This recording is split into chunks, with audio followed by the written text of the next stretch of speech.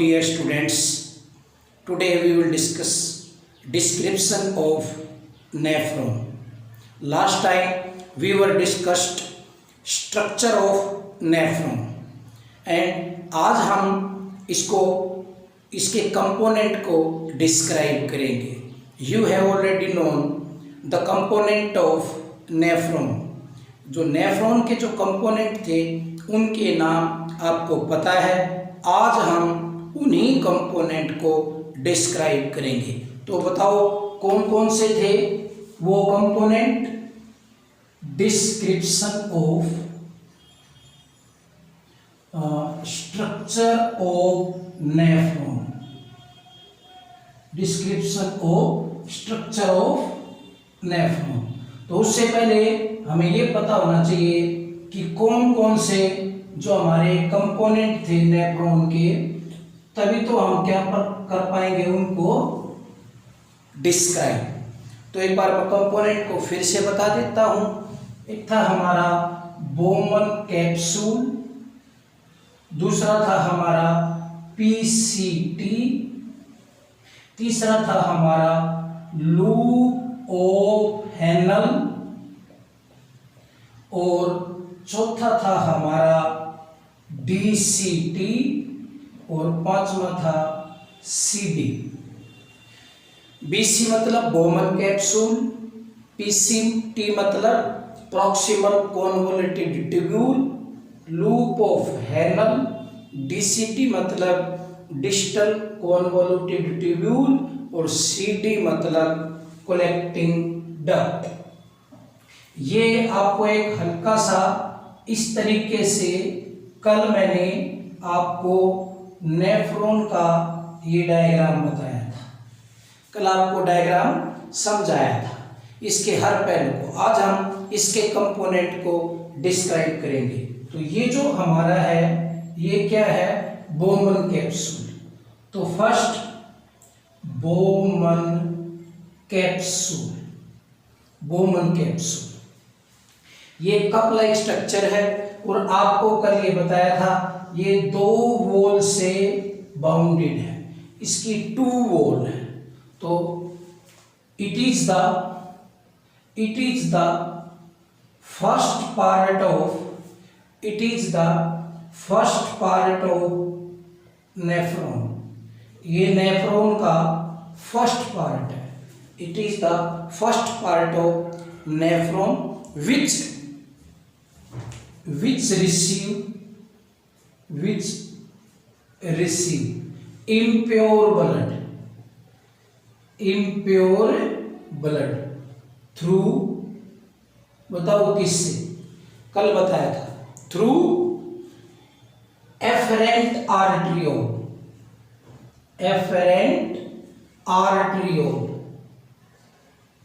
जो आर्टरी की जो ब्रांच है आर्ट्रियोल, और वो जो एफरेंट वाली जो आने वाली है जो सप्लाई करती है उससे ये ब्लड को लेगा. वो भी कैसा, impure. And after filtration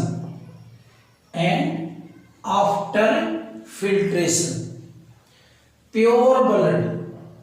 after filtration pure blood transfer to body. वापिस बॉडी को भेज देगा. ट्रांसफर टू बॉडी थ्रू, किसके थ्रू, कल बताया था, कल दिखाया था, efferent आर्टरियोल.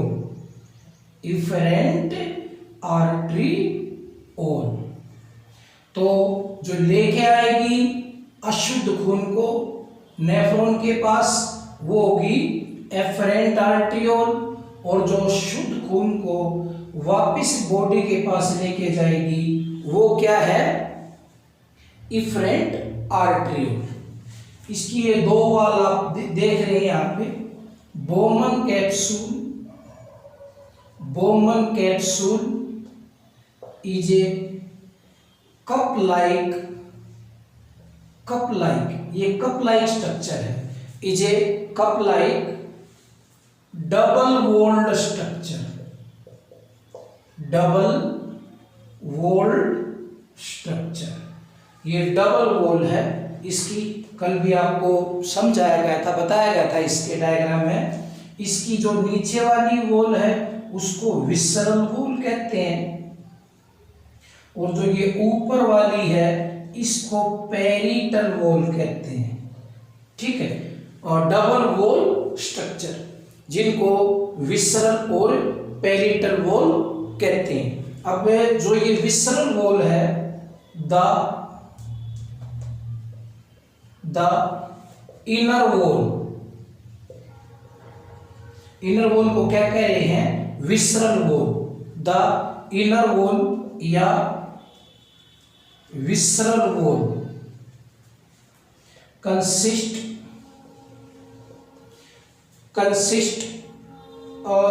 podocyte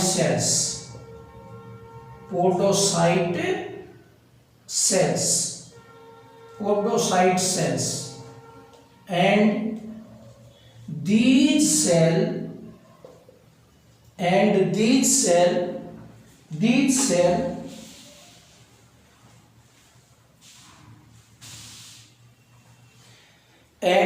these cell bears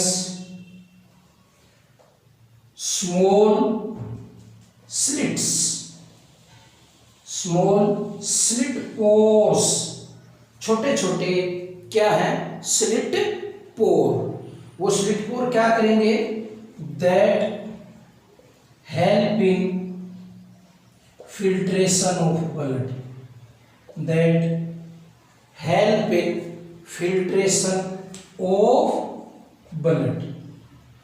अब थोड़ी सी बात देखो, जो डबल वॉल की स्ट्रक्चर थी बोमन कैप्सूल की, उसमें जो नीचे वाली जो वॉल है विसरल वॉल, उसमें क्या है? Podocyte cells. और पोडोसाइट सेल्स में क्या होती हैं? स्लिट पोर्स, छोटे छोटे पोर होते हैं, और उनकी मदद से ब्लड का क्या होगा? फिल्ट्रेशन। अब जो पोडोसाइट सेल्स हैं एक बार इस तरीके की होती हैं, देखो ये पोडोसाइट सेल्स हैं,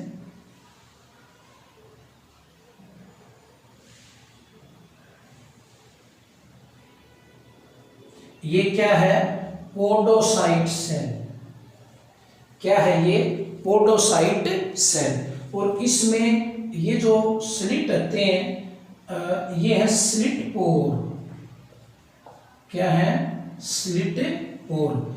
जैसे ही इनमें ये ब्लड भरेगा तो वो इनके माध्यम से ऐसे फिल्टर होके बाहर निकल जाएगा, फिल्टर होके बाहर निकलेगा। तो ये विशेष प्रकार की सेल्स होती हैं जिनको हम पोडोसाइट सेल कहते हैं। और ये पोडोसाइट सेल में छोटे छोटे पोर होते हैं, उन पोर के थ्रू धीरे धीरे जो ब्लड है उसका क्या होगा? Filtration.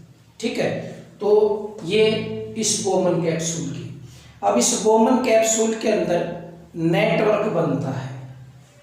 In Bowman capsule a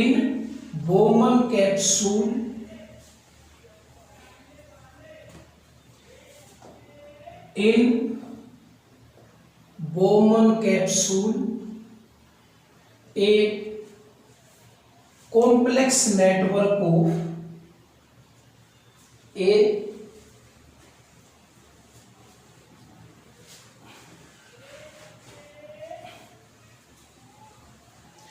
a complex network of capillaries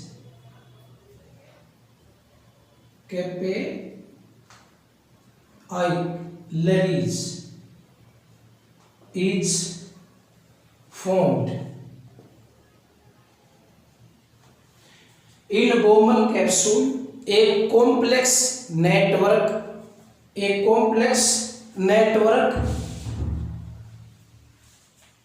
of capillaries is formed. A complex network of capillaries is formed called glomerulus. Bowman capsule के अंदर 50 लगभग 50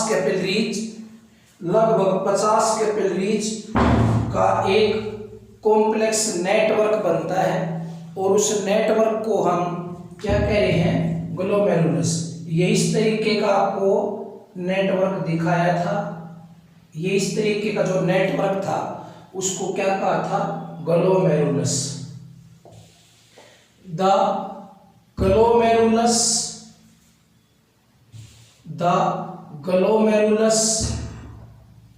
ये ग्लोमेरुलस जो इसके अंदर जाल बना है कैपिलरी का, and Bowman capsule, the glomerulus and Boman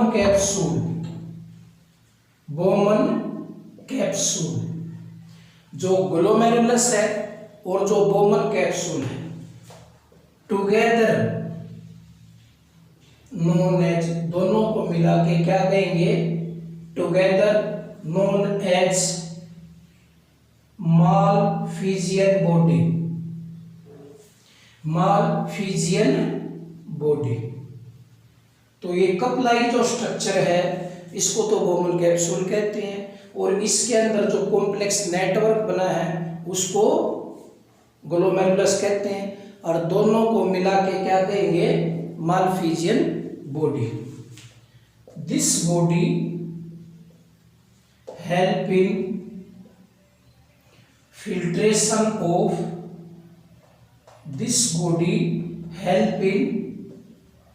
filtration of all component of blood,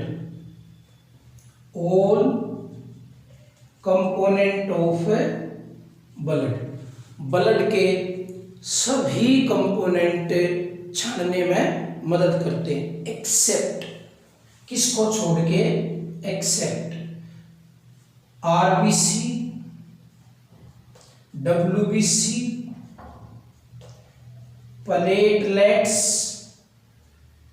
and protein. ये जो मालफिजियन बॉडी है ये ब्लड के सभी कंपोनेंट को छानने में मदद करती है, लेकिन किन को छोड़ के, एक्सेप्ट आरबीसी, डब्ल्यूबीसी, प्लेटलेट्स और कुछ प्लाज्मा प्रोटीन। क्यों? ड्यू टू लार्ज साइज, इनका जो साइज है लार्ज होने के कारण यहां पर वो नहीं छन पाते। ठीक है, तो ये था हमारा बोमन कैप्सूल। अब क्या है, ये जो दूसरा कंपोनेंट है इसका वो क्या है, पीसीटी। ये सेकंड कंपोनेंट है नेफ्रॉन का, पीसीटी। और आप देखने लग रहे हैं ये हाईली क्वाइल्ड है, और आप देखने भी लग रहे हैं जो यहाँ से फिल्टर होके आएगा ब्लड उसको अल्ट्रा फिल्ट्रेट कहते हैं। वो ब्लड पीसीटी में आएगा, फिर पीसीटी उसको जो काम की चीज़ें हैं वो तो टिश्यू फ्लूइड में वहाँ पर एब्जॉर्ब हो जाएंगी, और जो बेकार की चीज़ें हैं उनको ट्रांसफर कर देगा लूप ऑफ हैनल को। तो अगला हमारा जो कंपोनेंट है वो है पीसीटी। कौन सा है? PCT, proximal convoluted tubule. इसकी आपको फुल फॉर्म आनी चाहिए, कई बार फुल फॉर्म पूछ लेते हैं। इट इज द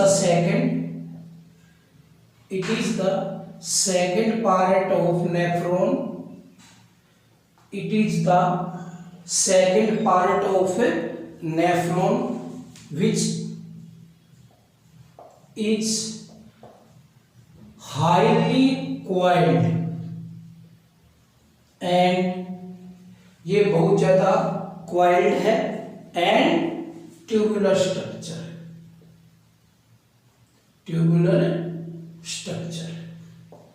इट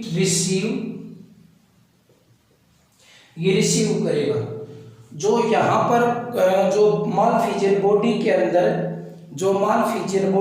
जो ब्लड फिल्टर होगा उसको अल्ट्रा फिल्ट्रेट कहेंगे। इट रिसीव अल्ट्राफिल्ट्रेट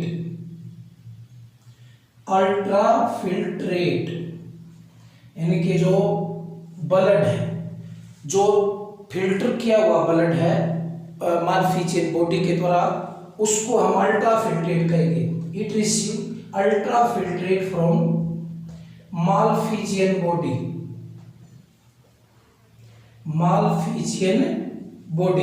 ये मालफिजियन बॉडी से अल्ट्राफिल्ट्रेट को रिसीव करेगा एंड ट्रांसफर टू किसको ट्रांसफर करेगा? ये loop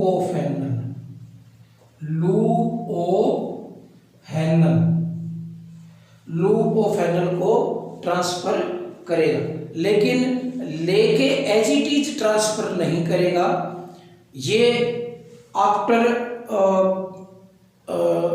absorption of useful substance and excretion of harmful substance, यानी कि अच्छी चीजें को रीएब्जॉर्ब करवा के और बेकार की चीजों को आगे एक्सक्रीट करवाएगा, आगे भिजवाएगा। वो ये लिख देता हूं, आफ्टर रीएब्जॉर्प्शन ऑफ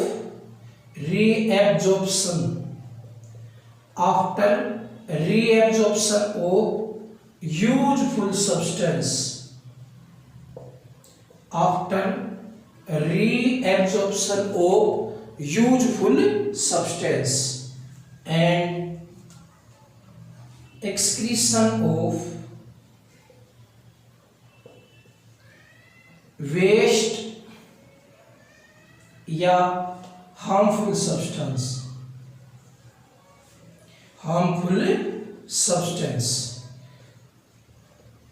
इस पे थोड़ा सा ध्यान से देखो कि ये पीसीटी जो अल्ट्राफिल्ट्रेट कहां से लेगा? मालफिजियन बॉडी से। कहां से? मालफिजियन बॉडी से। लेकिन लेने के बाद क्या करेगा?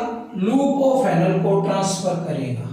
लेकिन लूप ऑफ हैनल के ट्रांसफर होने से भी पहले तो इसमें से जो जितनी भी अच्छी चीजें हैं उनको रीएब्जॉर्ब करवाएगा, ठीक है, और फिर जितनी भी हार्मफुल चीजें हैं उनको वो क्या कराएगा? एक्सक्रीट कराएगा। तो बेकार की चीजें एक्सक्रीशन कराने के बाद और यूजफुल चीजें रीएब्जॉर्ब कराने के बाद ही पीसीटी अपना जो फिल्टर्ड ब्लड है वो लूप ऑफ हैनल को भेजेगा।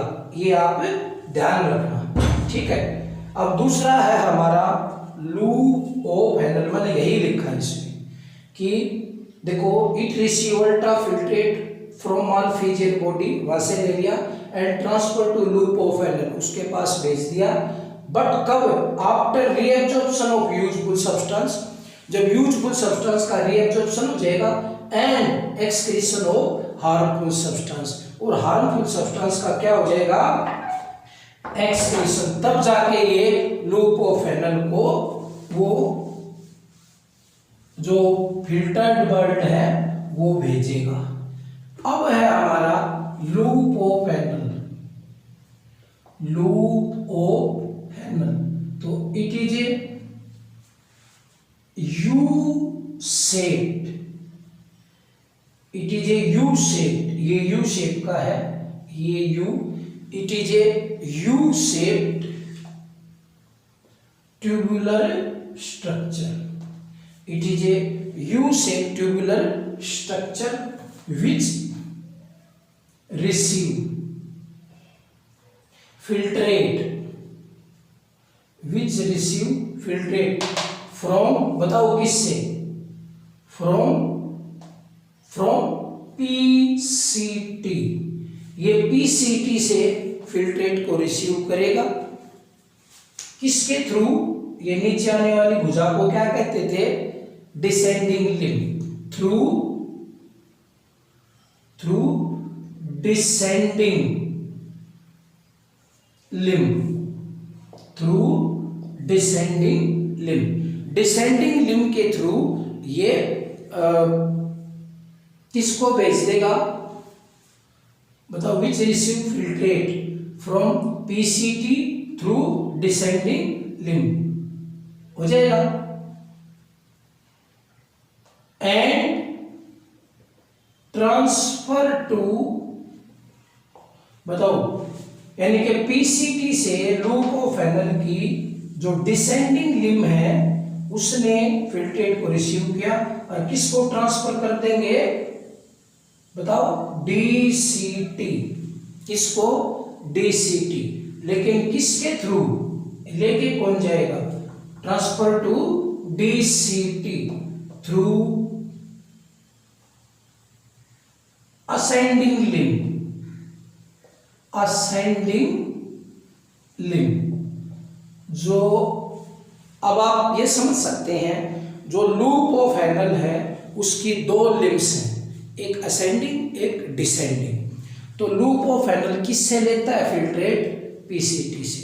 किसके थ्रू लेता है, डिसेंडिंग लिम्ब, और फिर किसको ट्रांसफर करता है, डीसीटी को। किसके थ्रू, असेंडिंग लिम्ब के थ्रू। यही मैंने यहां लिखा है ऐसे। Loop of anal play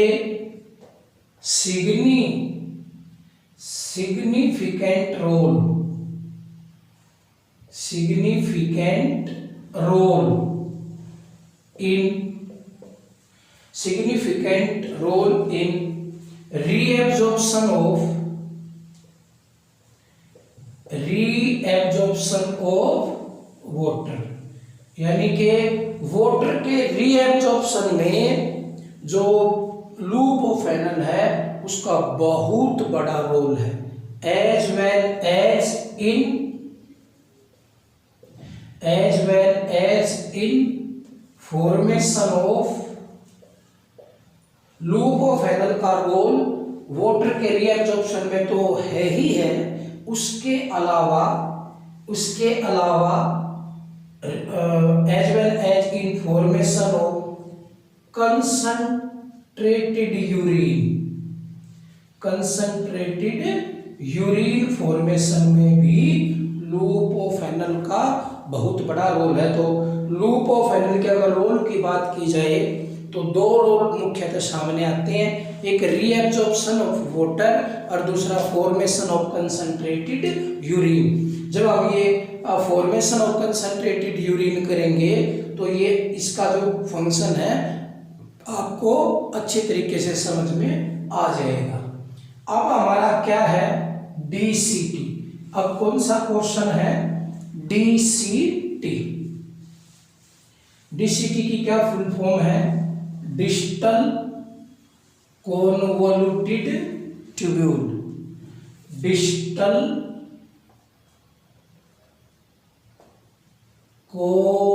convoluted tubule. इनका मीनिंग मैंने आपको बताया था। डिस्टल का मतलब पीछे वाला, कॉन्वोल्यूटेड का मतलब कॉइल्ड और ट्यूब्यूल का मतलब tubular structure. It is the next part of nephron. It is the next part of nephron which receive urine from, किससे लेगा ये, लूप ऑफ एनल से, from loop of Henle and transfer to collecting duct.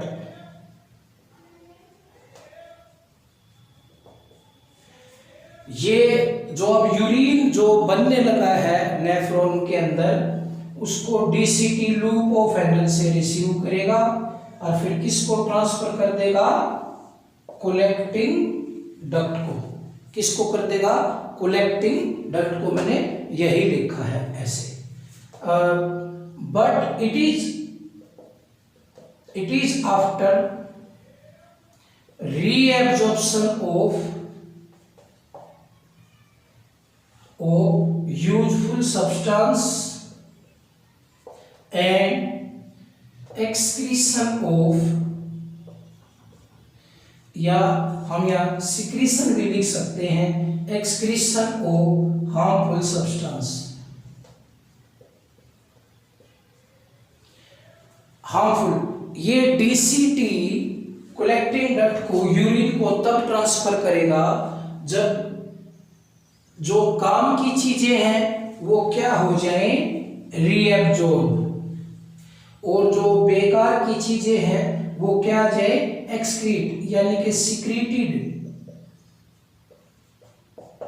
यानी कि nephron के अंदर ही डाल दी जाए।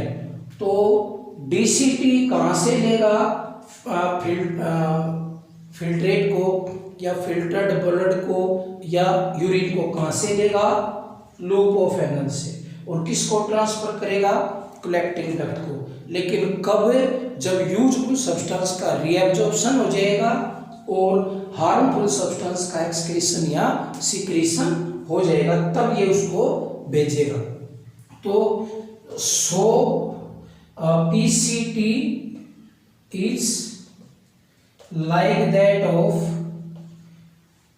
सॉरी, सो डीसीटी, हम डीसीटी करने लग रहे हैं। So DCT is like that of PCT in structure. अगर स्ट्रक्चर की बात की जाए पीसीटी की और डीसीटी की, तो दोनों की स्ट्रक्चर लगभग क्या है, same, but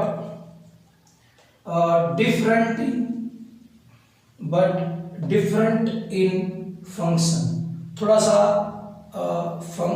but different in function slightly.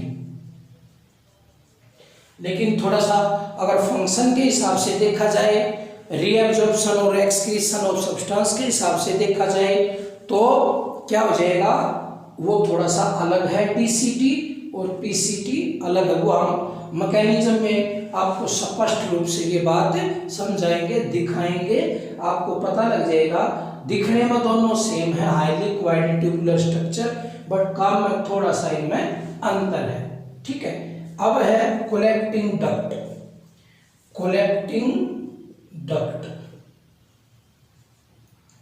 Collecting duct को शॉर्ट में क्या कहते हैं, सीडी। कलेक्टिंग डक्ट को शॉर्ट में क्या कहते हैं, सीडी, ये वाली लंबी tube.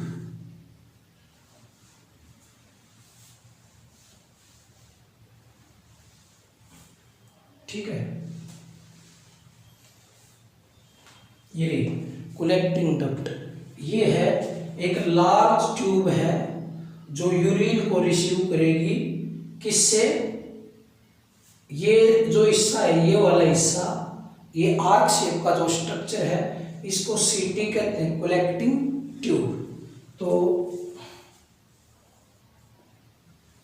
Collecting duct, it is a large tube which receive, it is a large tube, एक ये लंबी ट्यूब है, which receive urine from it, which receive urine from, किससे, नेफ्रॉन से, from नेफ्रॉन, थ्रू, किसके थ्रू, ये मैंने आर्क शेप की जो स्ट्रक्चर बताई, जैसे